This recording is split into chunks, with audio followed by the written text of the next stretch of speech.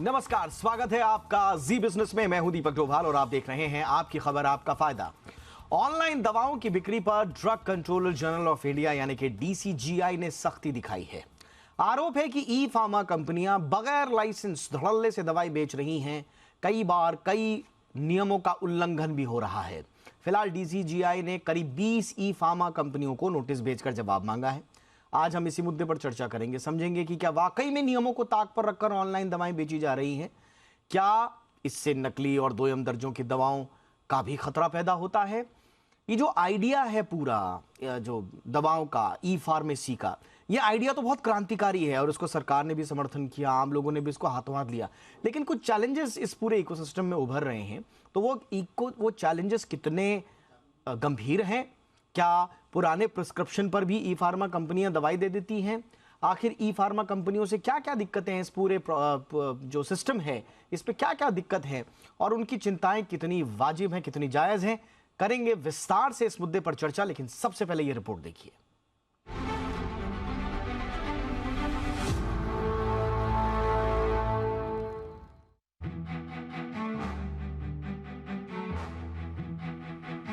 ई pharma कंपनियों पर drug controller general of India यानी डीसीजीआई ने नकेल कसी है।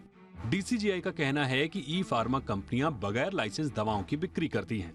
ऐसे में डीसीजीआई ने अमेजॉन, फ्लिपकार्ट, हेल्थ प्लस और टाटा 1mg जैसी करीब 20 ई फार्मा कंपनियों को नोटिस जारी किया है। नोटिस में ड्रग्स एंड कॉस्मेटिक एक्ट 1940 के उल्लंघन करने की बात कही गई है। डीसीजीआई ने साफ कहा है कि नियमों का उल्लंघन करने पर क्यों न उन पर कार्रवाई की जाए। ऐसे में जबकि कोर्ट से कई बार बगैर लाइसेंस ऑनलाइन दवाओं की बिक्री पर रोक लगाने की बात कही जा चुकी है। डीसीजीआई की ओर से भेजे गए नोटिस में लिखा है कि दिल्ली हाई कोर्ट ने दिसंबर 2018 में बिना लाइसेंस के ऑनलाइन दवाओं की बिक्री पर रोक लगाई थी। दरअसल भारत में दवाओं की ऑनलाइन और ऑफलाइन दोनों तरह की बिक्री या स्टॉक रखने के लिए डीसीजीआई से वैलिड लाइसेंस लेना जरूरी होता है। ड्रग कंट्रोलर के मुताबिक ऑनलाइन बिना लाइसेंस दवाओं की बिक्री से नकली और घटिया दवाओं की सप्लाई की आशंका बनी रहती है। फिलहाल डीसीजीआई ने कहा है कि नोटिस का जवाब नहीं मिलने पर संबंधित ई फार्मा कंपनियों के खिलाफ कार्रवाई की जाएगी। Confederation of all India traders यानी CAIT ने ई फार्मेसी पर लगाम लगाने की मांग की है। इससे उनके बिजनेस पर काफी असर पड़ रहा है। वहीं डीसीजीआई की सख्ती के पीछे कई और बड़ी वजहें हैं। दरअसल दवाओं की कई कैटेगरी होती हैं। OTC कैटेगरी की दवाएं बगैर डॉक्टरी पर्चे के खरीदी जा सकती हैं। इसमें पैरासिटामोल, सर्दी, जुकाम, नाक खोलने वाली दवा जैसी कुल 16 दवाएं शामिल हैं। ये दवाएं ई फार्मा कंपनियां बगैर लाइसेंस के बेच सकती हैं। लेकिन शेड्यूल H, शेड्यूल H1 और शेड्यूल X में शामिल दवाओं के लिए डॉक्टर की पर्ची के साथ लाइसेंस का होना जरूरी है। पहले इन शेड्यूल दवाओं के बारे में समझते हैं। शेड्यूल H में वे दवाएं आती हैं जिनका सेवन लंबे समय तक किया जाता है। इनकी गलत खुराक हेल्थ को खराब कर सकती है। वहीं शेड्यूल H1 दवा में तीसरे और चौथे जनरेशन की एंटीबायोटिक्स, एंटी ट्यूबरक्लोसिस और साइकोट्रोपिक ड्रग्स जैसी नशीली दवाएं शामिल हैं। ऐसी दवाओं को खरीदने के लिए भी डॉक्टर की पर्ची जरूरी होती है। शेड्यूल X में नारकोटिक्स और साइकोट्रोपिक दवाएं आती हैं जो गंभीर बीमारियों में दी जाती हैं। ये दवाएं सीधे दिमाग पर असर करती हैं। इनकी गलत खुराक या ओवरडोज जानलेवा हो सकती है। इन दवाओं को बेचने के लिए डॉक्टर की पर्ची के साथ डीसीजीआई से लाइसेंस लेना जरूरी होता है। दरअसल ई फार्मा कंपनियां डिस्काउंट रेट पर दवाएं बेचती हैं, लेकिन दुकानों से दवा खरीदने पर डिस्काउंट या तो मिलता नहीं और अगर मिलता भी है तो नहीं के बराबर। हालांकि कई मामलों में पाया गया है कि ई फार्मा कंपनियां पुराने प्रिस्क्रिप्शन पर भी दवाओं की बिक्री करती हैं। ऑनलाइन से कंज्यूमर को फायदा तो होता है, मगर बगैर लाइसेंस या पुराने प्रिस्क्रिप्शन पर दवाएं बेचने की छूट कतई नहीं दी जा सकती। ब्यूरो रिपोर्ट, जी मीडिया। हमारे साथ बहुत खास मेहमान इस चर्चा के लिए जुड़ चुके हैं। हमारे साथ हैं सबसे पहले जगन्नाथ शिंदे साहब, जो कि चेयरमैन एंड MD हैं AIOCD के, यानी कि all India organisation of chemists and druggists के। बहुत बहुत स्वागत है आपका शिंदे सर हमारे शो पर। हमारे साथ हैं डॉक्टर जयेश लेले, वाइस प्रेसिडेंट हैं IMA यानी कि इंडियन मेडिकल एसोसिएशन के। डॉक्टर लेले, बहुत बहुत स्वागत है आपका भी हमारे शो पर। सबसे पहले शिंदे सर, आपसे ही चर्चा की शुरुआत करना चाहेंगे। कहा यह जा रहा है कि ये ई फार्मेसी का जो पूरा कॉन्सेप्ट है, ये बिना लाइसेंस या कई बार बिना प्रिस्क्रिप्शन के, और इसमें एक रजिस्टर्ड फार्मासिस्ट का भी जिक्र हो रहा है। ये क्या है? शिकायतें किस तरह की मिली हैं इनके खिलाफ सर? देखिए, drug and cosmetic act 1940 rule 45 के अंतर्गत आपको ये ऑनलाइन दवा बेची ही नहीं जाती है, बिकॉज कानून ही नहीं है, नंबर एक। दूसरी बार सरकार ने प्रयास किया 2018 में एक नोटिफिकेशन लाकर, वो अभी तक पास हुआ नहीं। दूसरी बात क्या हो रही कि ये 15 अगस्त 2020 में prime minister honourable Narendra Modi ji ने national digital health mission announce किया है, और इसमें जो भी विजन बताए गए हैं इसके एग्जैक्टली कॉन्ट्राडिक्टरी विजन या उसके अपोजिट काम ये ऑनलाइन वाले कर रहे हैं। कि यहाँ क्या है कि दवा की जो डेटा है कंज्यूमर की, ये बहुत इसमें सिक्रेसी है, इसमें इंटीग्रिटी होनी चाहिए, इसमें कॉन्फिडेंशियलिटी होनी चाहिए, ये सब चीज़ें यहाँ ओपन हो रही है। और नेशनल हेल्थ डिजिटल हेल्थ में सरकार ने हमें ये वादा किया है कि हमारा पूरा कंज्यूमर का डेटा ये सरकार इसका प्राइवेसी मेंटेन करेगी, डेटा सिक्योरिटी रखेगी, डेटा इंटीग्रिटी रखेगी। और मेरे ख्याल से हमने ये सरकार को बताया है कि ये एग्जैक्टली जो भी ऑनलाइन है सब इलीगली चल रहा है और बड़े पैमाने पे चल रहा है, और ये ह्यूज डिस्काउंट से ये पूरे देश में नकली दवा आ रही है और उसका प्रमाण बढ़ गया है। आज दवा सीलपैक होने के कारण रिटेलर को या होलसेलर को मालूम नहीं पड़ा है कि ये नकली है या असली है। तो इसीलिए हमने सरकार से मांग की कि ये पहले तो ये नकली दवा के रोक लगाने के लिए ये जो हायर डिस्काउंट दे रहे हैं इसका ये वजह है। और ये नकली दवा का खपत अगर बढ़ेगा तो हेल्थ ऑफ नेशन, कंज्यूमर का हेल्थ जो है वो खराब हो जाएगा। और to protect the health of the nation AIOCD ने ये अभियान खोला है कि इसमें हम लोग ग्राहक को भी सतर्क कर रहे हैं। और ये जो भी है, जैसे मैं हमेशा कहता हूँ कि अगर 55,000 रुपया तोला सोना है और वो 40,000 में कोई देता तो वो सोना नहीं है। तो नकली दवाइयाँ, स्पूरियस दवाइयाँ आम आदमी को जा रही है। और ये सीलपैक मेडिसिन होने से ना तो आदमी आम कंज्यूमर नहीं समझ सकता है, इवन डॉक्टर साहब को भी ये असली नकली का भेद नहीं समझता है। और जिसमें ये ज़्यादा फार्मेसी के वजह से दवा में the health of nation is danger, ये बातें हमने सरकार को बताई। और फिर इसमें हमने देखा कि कई बार 2-3 बार तो सरकार ने ये ड्रग कंट्रोल ऑफ इंडिया ने पूरे देश में सभी ड्रग कंट्रोल को लेटर भेजे, लेकिन उसका इम्प्लीमेंटेशन नहीं हो रहा है। और to safeguard the interest of the consumer हम लोग ने एक हल्ला बोल का मुहिम देश में लगाया था। बट शिंदे साहब क्या आप ये पूरा का पूरा क्या डिस्ट्रीब्यूशन ऑफ इलीगल और आउटडेटेड मेडिसिन का ही है, या आप कह रहे हैं कि जो पूरा का पूरा ई फार्मेसी का जो कॉन्सेप्ट है वही गैर कानूनी है? क्योंकि हम तो देख रहे हैं कि सरकार ने पिछले साल भी कहा था कि हम ई फार्मेसी रूल्स लेकर आएंगे, इसमें department of promotion of industry and internal trade DPIIT और फार्म इंडस्ट्री के साथ मेरे ख्याल से 1-2 बार की बैठक भी हुई है। तो ऐसा तो नहीं लग रहा है कि सरकार इसको इलीगल मानती है। तो क्या ये कॉन्सेप्ट आपके लिए नजर में इलीगल है, या जो डिस्ट्रीब्यूशन ऑफ मेडिसिन हो रहा है उसमें झोल आपको लग रहा है?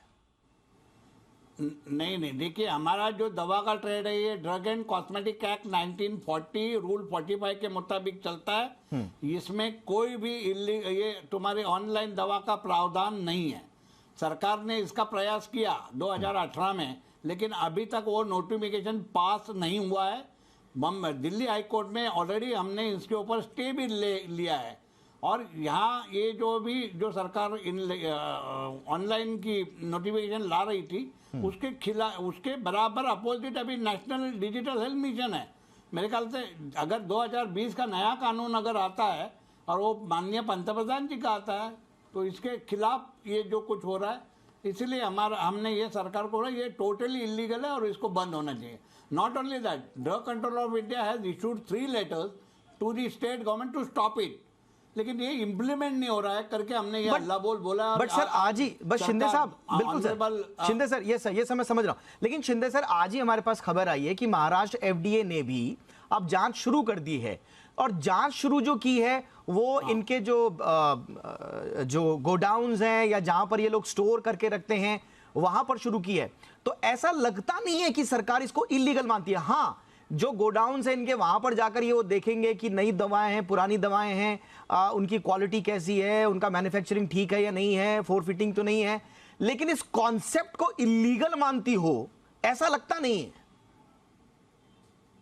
नहीं नहीं, इसीलिए देखिए ये जो नोटिस दिया गया है इसका कारण ही है कि इलीगल बिजनेस वो कर रहे हैं and why action should not be taken against them करके नोटिस है। Okay. और हमारी ऑनरेबल हेल्थ मिनिस्टर से परसों 8 तारीख को मीटिंग हुई, वहाँ उन्होंने पूरा एश्योरेंस दिया है कि जो भी इलीगल हेल्थ ऑनलाइन है इनको हम बंद करेंगे। ऑल राइट तो ये सर, इलीगल है करके ठीक। दिया है। दूसरी बात, अगर ये इलीगल नहीं होता तो सरकार 2018 में ये नोटिफिकेशन क्यों लाती जो आज तक पास नहीं हुआ है। ठीक है सर, ओके। डॉक्टर लेले, और इस बीच हमारे साथ एक और खास मेहमान जुड़ चुकी हैं। हमारे साथ डॉक्टर सुनीला गर्ग मैम भी जुड़ चुकी हैं, जानी मानी पब्लिक हेल्थ एक्सपर्ट भी हैं। डॉक्टर गर्ग मैम, बहुत बहुत स्वागत है आपका। लेकिन उससे पहले मैं डॉक्टर लेले के पास आना चाहूंगा। डॉक्टर लेले, आईएमए का इसमें कोई पर्सपेक्टिव है क्या? आप लोग क्या समझते हैं इसको? ये लीगल वर्सेस इलीगल की लड़ाई है, या फिर जो प्रॉब्लम्स या जो अनरेगुलेटेड एक तरह से जो चीजें रह गई हैं ई फार्मेसी के कॉन्सेप्ट में, ये उसका सवाल है? या आपने जो काफी मुद्दे आपने रखे थे और उसके साथ में शिंदे जी ने जो मुद्दे रखे थे, उसमें से कई मुद्दे को ये एक मैं समझता हूँ कि ये 5-6 मुद्दों का एक इम्पोर्टेंट इश्यू है जो अच्छी तरह से डिस्कस करना चाहिए। जहां तक डिजिटल हेल्थ मिशन की बात आई और डाटा का जो कॉम्प्रोमाइज होना, हमने भी पॉइंट आउट किया था गवर्नमेंट को कि अगर जैसे लोगों को डाटा डिजिटल हेल्थ मिशन में लोगों को मालूम पड़ेगा कि कितनी दवा यूज की है, क्या दवा यूज की है, वो डेटा किसी को दूसरे के बाहर हाथ जाता है तो वो चोरी हो सकता है। उसी के साथ में हमें दूसरा साइड भी देखना चाहिए कि पेशेंट को ड्यूरिंग द कोरोना पीरियड तो काफी हद तक जो मेडिसिन सप्लाई की गई वो काफी हद तक ये नीति आयोग ने 2020 में वो अलाउ किया था डॉक्टर को डिजिटल प्रिस्क्रिप्शन, ऑनलाइन चेकिंग और ऑनलाइन प्रिस्क्रिप्शन देने के लिए। तो उसी के साथ में ये जो दवाई का जो इम्पोर्टेंट इश्यू है, जो अगर दवाई डिजिटल हेल्थ में जाती है, प्रिस्क्रिप्शन आता है, तो वो दवाई सप्लाई करने को भी आनी चाहिए। लेकिन उसी के साथ में जो शिंदे साहब ने बोला उसके साथ में मैं सहमत हूँ कि जो X1 और H1 जो शेड्यूल्ड दवाई है वो बेची जा रही है, उसके ऊपर डेफिनेटली कुछ तो कंट्रोल होना चाहिए। और जो 1940 का ड्रग एंड कॉस्मेटिक एक्ट है वो लास्ट ईयर अमेंड हो चुका है और वो अमेंडेड एक्ट में भी ये डिजिटल हेल्थ मिशन और ई प्रिस्क्रिप्शन आज इम्पोर्टेंट आने वाला है और होने जा रहा है। तो उसके बारे में भी जो इम्पोर्टेंट हमने सोचना चाहिए कि कौन सी दवाई कैसी दी जाए। और उसके पीछे जो बैकग्राउंड में आप जो बोल रहे हैं कि नकली दवाई, ये नकली दवाई का एक टोटली अलग से मुद्दा है कि आज जो हम प्रिस्क्राइब फार्मेसी जैसे रिटेल में जाके दवाई खरीदते हैं, उसी ब्रांड की दवाई है, बाद में जेनेटिक भी दवाई है, वो सब इसके लिए ये 5-6 कॉम्प्लेक्स मुद्दे हैं। पेशेंट को हमने देखना चाहिए कि अच्छी तरह से दवाई अगर सस्ती मिलती हो और वो जस्टिफाइबली अच्छी कंपनी के हो, रिकॉग्नाइज फार्मेसी के हो, सर्टिफाइड हो, तो उसमें कोई नुकसान नहीं है। But at the same time अगर वो शेड्यूल ड्रग है, अगर वो पेशेंट का शेड्यूल ड्रग, हमने देखा है काफी टाइम पे कि शेड्यूल ड्रग जो होता है, जो साइकोट्रोपिक दवाई है, वो पेशेंट जास्ती कंज्यूम करके कॉम्प्लिकेशन हो सकता है, सुसाइडल टेंडेंसीज हो सकती है। तो वो सब के ऊपर ब्रेक लगाने के लिए अच्छी तरह से कायदा, जो नया कायदा है, अमेंडेड एक्ट है, उसके अंदर मजबूती से काम करे तो वो ई फार्मेसी अच्छी भी है और उसके साथ में जो साइड इफेक्ट है, या मैं समझता हूँ कि रॉन्ग है, वो हम लोग तो यहाँ पर यस सर, यहाँ पे दो चीजों का हवाला दिया जाता है। एक तो the drugs and cosmetics act 1940 और the drugs and cosmetics rules 1945, जिसमें clear sale of schedule H and schedule X drugs हैं और इसमें रेस्ट्रिक्टेड ड्रग्स और जो भी prescription of registered medication practitioners की बात दी जा सकती है, इसमें साफ साफ दिया गया है। इसके अलावा schedule H1 of drug and cosmetics act 1945 mandate करता है कि एक लाइसेंस्ड फार्मासिस्ट हो जो कि मेंटेन करे एक सेपरेट रजिस्टर, जो भी दवाएं वो बेच रहा है स्पेसिफाइड है जो शेड्यूल H1 में, डिटेल ऑफ पेशेंट उसमें होगा, डिटेल ऑफ डॉक्टर होगा, नेम ऑफ ड्रग उसमें होगा, इंक्लूडिंग उसमें क्वांटिटी भी होगा। अब ये सारी चीजें तो हैं, लेकिन दूसरी तरफ हमारे पास जो हमारा IT एक्ट है जिसके तहत ये सारा ई कॉमर्स का चल रहा है, उसके तहत बहुत सारी कंपनी जो हैं इस गेम में उतर चुकी हैं। मुझे याद है FDA महाराष्ट्र ने तो एक बार मेरे ख्याल से स्नैपडील पर एक एफआईआर भी दर्ज की थी। अब उसका क्या हुआ उसका भी तो फिलहाल अपडेट नहीं है। लेकिन मैम, आपका इस पर टेक क्या है? क्योंकि एक तरफ ये कहा जा रहा है कि हम ज्यादा से ज्यादा लोगों तक मेडिसिन पहुंचाएं, और इसके लिए एक ई फार्मेसी एक क्रांति के रूप में आया था। अगर हम इसका दूसरा पक्ष देखें, कहा यह जा रहा है कि भाई कोई विदेश में रहता है, कोई बड़े शहरों में रहता है, अपने माँ बाप को दवाएं भेजना चाहता है तो ऑनलाइन उन्होंने कर दिया, घर पे दवाएं पहुंच गई। एक अधिकार जो ये ग्राहक को देता है वो ये देता है कि कम से कम वो ऑनलाइन जाकर ब्रांड तो चूज कर सकता है, उसके इंग्रेडिएंट्स देख सकता है, उसकी मैन्युफैक्चरिंग डेट देख सकता है, लास्ट डेट देख सकता है, सब कुछ। तो बहुत सारी सहूलियतें भी दे रहा है ये पूरा इकोसिस्टम। ऐसे में ये जो नया विवाद उठ खड़ा हुआ है, मैम, इस पर आपका क्या टेक है? देखिए, बेसिकली आज के टाइम में जब हम बात करते हैं, जैसे कि अभी हमारा पेंडेमिक आया और गया, और इसी तरीके से पेंडेमिक्स आते रहेंगे। देयर इज नो डाउट कि पेंडेमिक से हमारे को छुटकारा मिल गया है। तो इस तरह की अगर हम देखें, ये अगर हम सिचुएशन को पूरा कंसिडर करें, तो मोस्ट इंपॉर्टेंट इशू जो है, लोग किससे घबराते हैं कि नंबर 1 उनके पास में क्वालिटी ड्रग्स पहुंचे, नंबर 2 क्वालिटी का मतलब है जब हम ड्रग्स को हम मार्केट में करते हैं तो एटलीस्ट 10% हमारे ड्रग्स जो है क्वालिटी चेक्स होके आते हैं। और मैंने कई बार ऐसे देखा है कि even when I was heading the department, तो ड्रग्स हमने वापस किए हैं और हमारे पास में नोटिस आता था विच वर वो ई ड्रग्स नहीं थे but they were procured also. तो क्वालिटी चेक्स एक बहुत इंपॉर्टेंट चीज है। तो जब ई प्रिस्क्रिप्शन भी आया उसमें ये मेंशन्ड हो कि drug has gone through quality checks. Number 2 is उसमें expiry should be completely mentioned. The third part is that we have to move forward.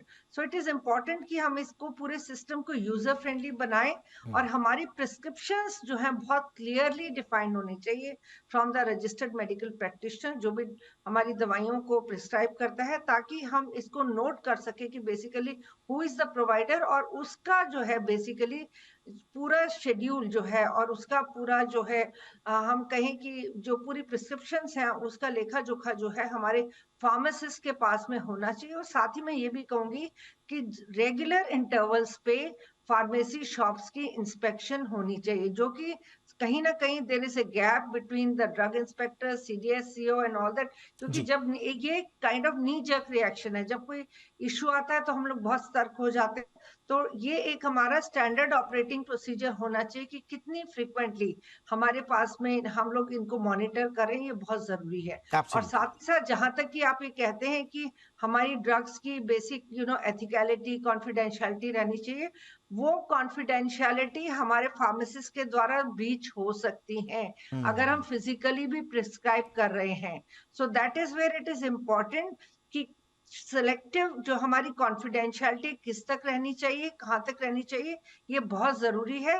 तो there is no harm in e pharmacy but provided it is prescribed under with all the ethical considerations. जिन लोगों को बिल्कुल confidentiality का एक बहुत बड़ा प्रश्न है, और हमारे दर्शकों को जिनको नहीं पता कॉन्फिडेंशियलिटी का क्या चक्कर है, तो देखिए जो हमारी WMA 2005 I think declaration of Lisbon on the rights of the patients जो किया गया था, उसके तहत सारे जितने भी देश हैं जो पेशेंट का डेटा है उसको प्रोटेक्टेड रखेंगे, इसकी शपथ सबने ली हुई है।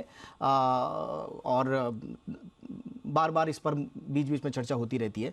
तो एक पेशेंट का डेटा पूरी तरह से सुरक्षित रहना चाहिए, इस पर भी पूरी दुनिया में मेडिकल प्रैक्टिशनर्स के बीच में बाकायदा सैद्धांतिक रूप से और कई जगह तो कानूनी रूप से भी सहमति है। तो क्या ऑनलाइन दवाई जो है उसमें प्रिस्क्रिप्शन हवा हवाई हो रहा है? जो ऑनलाइन दवाओं का आपने देखा होगा कल्चर काफ़ी तेज़ी से बढ़ रहा है, बहुत सारे लोग इसको अपना भी रहे हैं, इस पूरे इकोसिस्टम को, और बिल्कुल सुरक्षा के भाव से अपना रहे हैं कि जो हम मंगा रहे हैं वो दवाई सही है। लेकिन इसी बीच में जो हमारे कई जो इस पूरे मसले में विसल ब्लोवर हैं और जो सरकार भी है, उनका ये कहना है कि अभी ये पूरी तरह से कानूनी परिधि में नहीं है, इसलिए नोटिस भी जारी किया गया है कई ई फार्मेसी कंपनीज को। इसी पर आज हम कर रहे हैं चर्चा। शिंदे सर, अब ये बैलेंस कैसे बनाया जाए? जैसे हम कह रहे हैं कि हम फार्मेसी ऑफ द वर्ल्ड हो ही गए हैं हम, और हमें लगातार इसमें बढ़ना भी है और लगातार इसकी डिमांड भी है, और हम अगर फार्मेसी को एक नए लेवल पर ले भी जाना चाहते हैं, हम ई हेल्थ केयर की बात कर रहे हैं, हम डेटा की बात कर रहे हैं, हम ई सर्विसेज की बात कर रहे हैं, तो ऐसे में हम ई फार्मेसी को अलग कैसे रख सकते हैं सर? तो ये कंप्लीटली इसको हटा दिया जाए या साथ साथ चला जा सकता है? देखिए इसमें आज भी, हेलो, आज भी देखिए एक्चुअली दवा का मतलब ये है कि आवाज गया मेरा, हेलो जी सर, आपकी आवाज आ रही है सर, बोलिए सर, बोलिए सर। हाँ, क्या है कि दवा में देखिए मरीज डॉक्टर के पास जाता है, डॉक्टर उसको फिजिकली चेक करके दवा लिखता है और वो दवा जाके फार्मेसी में मिलनी चाहिए। ऑनलाइन में बोगस डॉक्टर नकली पर्चियाँ घूम रही है और ये हायर डिस्काउंट से नकली दवाइयाँ इस ट्रेड में घुस रही है, जिससे मेरे ख्याल से मरीज की जो सुरक्षा ये धोखे में आई है। और आज केमिस्ट भी ये चाहता है कि दी सेफ्टी सिक्योरिटी ऑफ कंज्यूमर जो मस्ट, और ये जो भी इलीगल चीज़ कर रही है वो उसको ख़त्म होने चाहिए। और उसके लिए अगर आपको कानून लाना है तो उसको कानून प्रॉपरली लाना चाहिए जो इम्प्लीमेंट होता है। लेकिन फिर भी मेरे ख्याल से शेड्यूल दवाई में ऑनलाइन नहीं होना चाहिए और उसके लिए उससे the health of nation will increase. और आज उसके जो हम लोग नुकसान देख रहे हैं कि काफ़ी नकली दवाइयाँ हिंदुस्तान में करीबन 30 ब्रांड आज अपने देश में नकली घूम रहे हैं, जो तो न डॉक्टर जानते हैं, न दवाई केमिस्ट जानता है, न कोई जानता है। इसीलिए ये मेरे ख्याल से ये ऑनलाइन बंद होना चाहिए, ये हमारी मांग है। ओके सर, ये ऑनलाइन अगर बंद हो गया पूरी तरह से डॉक्टर लीले, तो वो जो कॉन्सेप्ट जिसकी हम बात कर रहे थे, इनफैक्ट इसमें इंडियन मेडिकल एसोसिएशन ने एक वाइट पेपर भी जारी किया था, मैं पढ़ रहा था, उसमें बहुत डिटेल में समझाया गया है। इसके अलावा फिक्की ने एक self regulation code of conduct भी जारी किया था ई फार्मेसी के लिए 2016 में। तो जो मेन स्ट्रीम फार्मेसी को लेकर जो चिंताएं रही हैं, उसके बाद समाधान भी बताए जा रहे हैं कि आप ये काम कर सकते हैं। मेरे ख्याल से उसमें अमेंडमेंट की बात भी कही गई है जो एग्जिस्टिंग लॉ हैं। जैसा कि सब सरकार ने कहा कि हम बहुत जल्दी 2022 में कहा था कि हम बहुत जल्दी ई फार्मेसी के लिए बाकायदा पूरे की पूरी गाइडलाइंस और वो भी लेकर आएंगे। तो कंप्लीटली इसको हटा देना ये समाधान रहेगा या उसको कानूनी परिधि में लाकर उसको रेगुलेशन के दायरे में लाकर बात बन सकती है? ऑफलाइन ऑनलाइन दोनों इकोसिस्टम एक साथ काम कर सकते हैं? डेफिनेटली आपने जो ये बताया, जो ये कंप्लीटली ई फार्मेसी हम लोग नहीं निकाल सकते। इसका दो कारण है, क्योंकि कितने लोगों को आज जैसे डायबिटीज है, ब्लड प्रेशर है, आर्थराइटिस है, कितने लोगों को ये जो दवा है वो लाइफ टाइम लेनी पड़ती है। तो वो ओल्ड एज में हर टाइम फार्मेसी में जाना, दवाई परचेस करना वो मुश्किल है। उसी के साथ में अगर उनको कोई कंसेशनल अच्छे ब्रांड के ऊपर मिल सकता है तो उनको ये सहूलत मिलना चाहिए। तो आज के जमाने में हम लोग डिजिटल वर्ल्ड की तरफ जा रहे हैं, तो ये जो उनका एक सस्ते दवाई, अच्छी दवाई मिलना आसानी से, स्पेशली आज आपका ओल्ड एजेड कपल है, जीरेट्रिक पॉपुलेशन है हमारे यहाँ, आपने देखा होगा कि जीरेट्रिक पॉपुलेशन बढ़ती जा रही है, उनको दवाई कैसे मिलेगी? एवरी टाइम वो फार्मेसी में नहीं जा सकते। तो इसके लिए ये दोनों मुद्दे को साथ में रख के जो इम्पोर्टेंट चीज है वो अमेंड करनी चाहिए।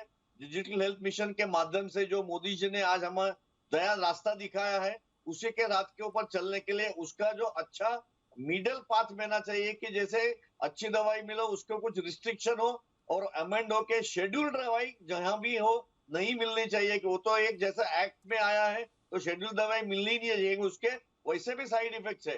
एट द सेम टाइम सभी केमिस्ट के पास में अगर डॉक्टर उनके विसिनिटी में जो प्रैक्टिस कर रहे हैं तो वो डॉक्टर उसका रजिस्ट्रेशन करके नाम कर सकते हैं। तो जैसा सिंधे जी ने बताया कि फॉल्स प्रिस्क्रिप्शन ना हो, फॉल्स प्रिस्क्रिप्शन नहीं होने के लिए एक बार जैसे डिजिटल प्रिस्क्रिप्शन को, आज भी डिजिटल प्रिस्क्रिप्शन को हम लोग रीयूज नहीं कर सकते, ऐसे सॉफ्टवेयर में मात्रा लानी चाहिए जिसके तरफ से जो रेगुलर डॉक्टर प्रिस्क्रिप्शन देता है, डेट वाइज। एब्सोल्युटली, यानी कि आप कह रहे हैं बिल्कुल, यानी कि जो शेड्यूल्ड दवाएं अगर यहां पर बिक रही हैं तब तो ये तो क्राइम है एक तरह से, है ना? क्योंकि वो तो बिना प्रिस्क्रिप्शन के अगर ऑफलाइन काउंटर्स पे भी मिलेगी तो उसमें भी आप पे कार्रवाई हो सकती है, तो फिर ऑनलाइन पे क्यों ना हो? शायद यही नोटिस भी दिया गया है इन कंपनीज को। लेकिन अगर नॉन शेड्यूल्ड दवाएं हैं जो जिनमें थोड़ी सी फ्लेक्सिबिलिटी मिली हुई है, शायद उनके लिए भी अब धीरे धीरे रेगुलेशंस की वक्त आन पड़ी है। मैम संक्षेप में, अनिला मैम, माफ कीजिएगा सुनीला गर्ग मैम, क्या समाधान हो सकता है जिससे हमारा आइडिया ऑफ फार्मेसी भी इंटैक्ट रहे और जो सुरक्षा का भाव है वो भी आ पाए? देखिए, नंबर 1 मैं ये कहूंगी कि हमें एक बैलेंस अप्रोच के साथ चलना पड़ेगा। नंबर 2 मैं ये कहूंगी कि quality of drugs can be compromise अगर आप ऑनलाइन ना लेके ऑफलाइन भी लेते हैं, क्योंकि इंस्टीट्यूशंस के पास में ऑफलाइन दवाइयां आती फिर भी क्वालिटी चेक्स के बाद में पता चलता है कि वो drugs are not the right drugs. जी। ओके, सो ये हमें बहुत बड़ा एक बैलेंस लेके चलना पड़ेगा।